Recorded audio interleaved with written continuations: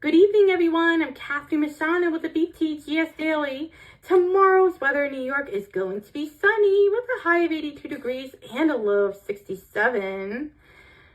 Now turning to sports, the New York Yankees beat the Toronto Blue Jays 5-3, and the New York Knicks won against the Miami Heat 112-107. The new school year is well underway here in New York. K-12 students are adjusting to a statewide ban on cell phones and internet-enabled devices during the school hours.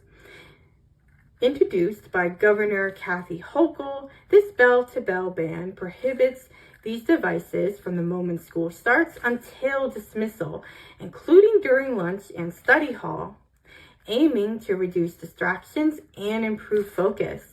If students break the rule, their devices are confiscated. However, students are permitted to bring non-internet enabled devices such as flip phones, which allows for calls and texts, but does not have access to the internet or social media.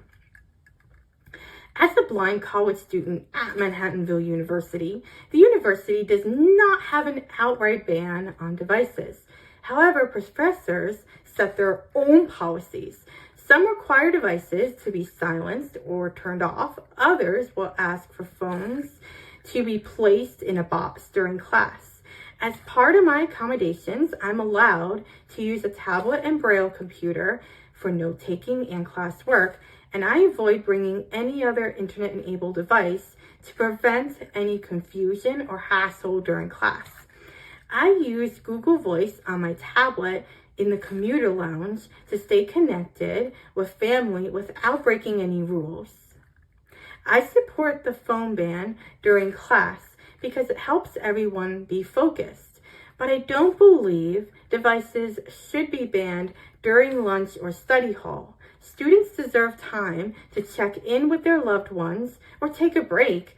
Schools should create phone-friendly spaces to allow for this. Social psychologist Jonathan Haidt says, "We are underprotecting kids in the virtual world and overprotecting them in the real world."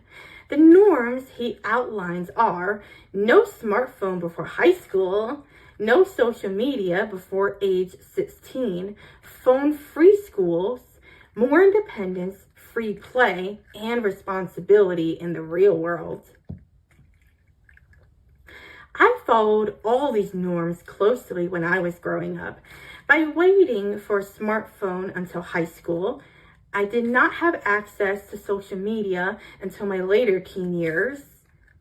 Respecting phone-free policies at school, and being independent with my white cane, and exploring the physical world with friends and family.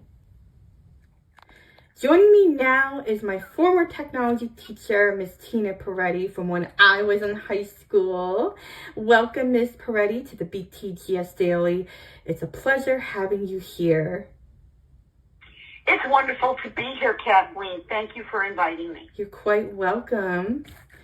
Do you support banning cell phones and internet-enabled devices throughout the entire school day, including lunch and study hall? Well, I'm a little torn with that because I do feel it's appropriate to ban the cell phones all day in school, but I would like to provide an exception for students to use their cell phones or their electronic devices during recess. I think that they might enjoy reaching out to their parents or maybe playing a little game to relax a little bit, and I think that should be the exception. However, I understand the logic behind it. You know, we want to encourage our students to develop their social behaviors, and what better time to work with your social behaviors than during free time at recess. So I do understand it, but I'm kind of a little torn there because I think it's excellent to ban the cell phones the rest of the day because there is no reason to really have a cell phone. You know, in our school, we provide an iPad for our students that have all the accessibility features they need to compensate for their blindness. And it also has every app that they need in order to succeed academically. So they really don't need their phones during the day. And should there be an emergency, parents can always call the main office and reach their child if it's necessary. So, that's where I stand on the bell-to-bell cell phone ban. Yeah, I have to agree with you on that aspect. But you're right. I mean, I'm a little bit torn too, because it's very important to talk to your family if there's an emergency or whatever it is. So I have to agree with you on some of that, Mm-hmm. Should schools create phone-friendly rooms where students can freely communicate during breaks?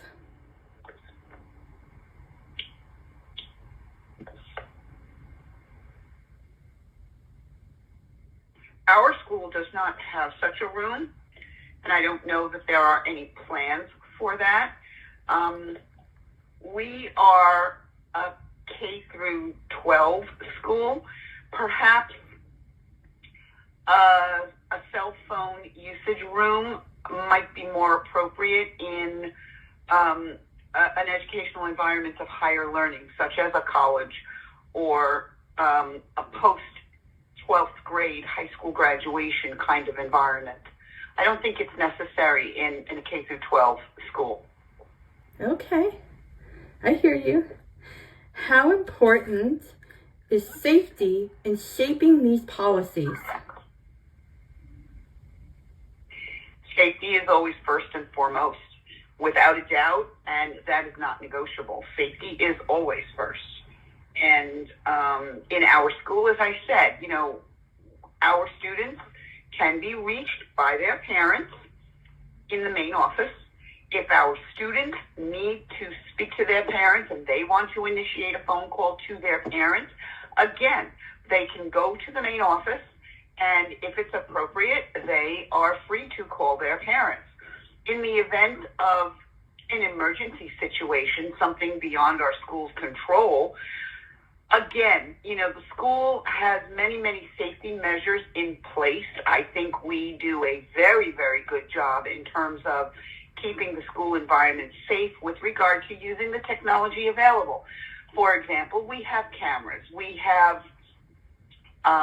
keyless locking doors. We have security guards. And everyone there needs to wear an identifying badge.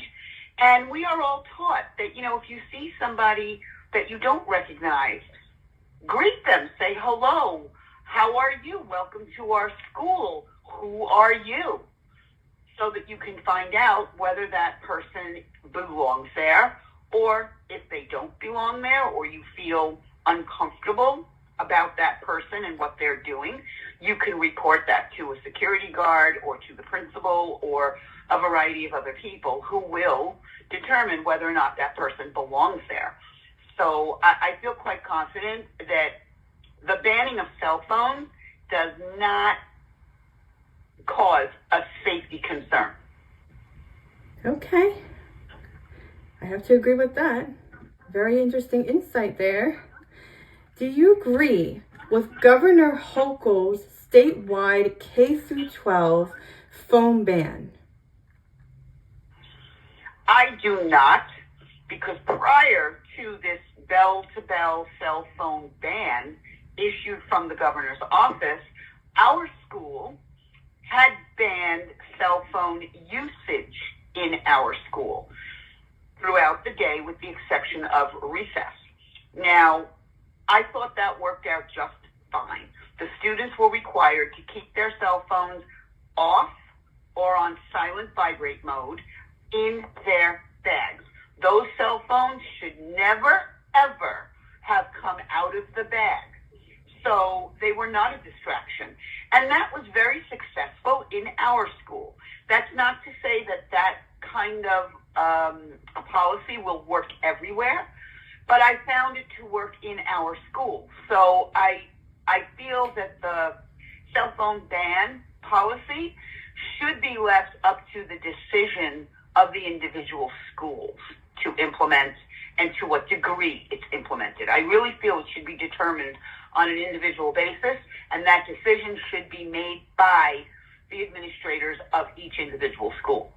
I have to agree with you on that issue here, and I think it's very important, and I think your insights are extremely valuable. So I have to agree with you on that answer here.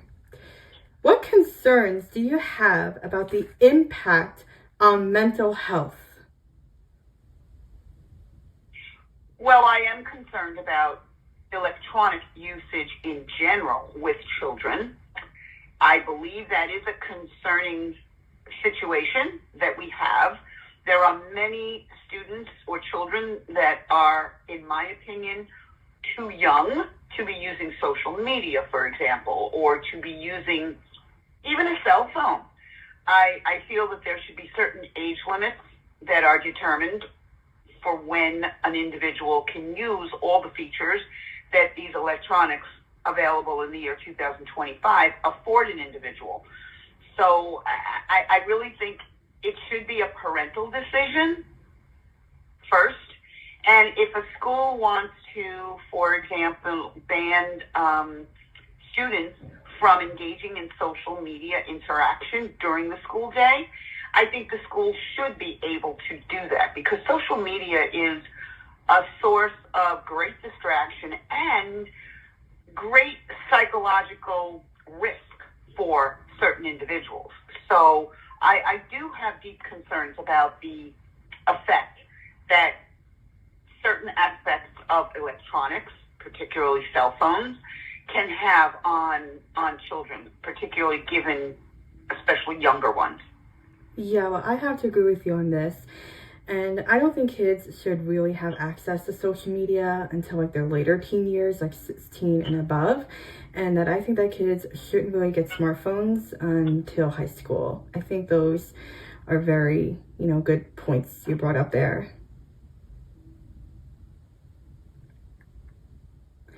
Thank you for joining me today.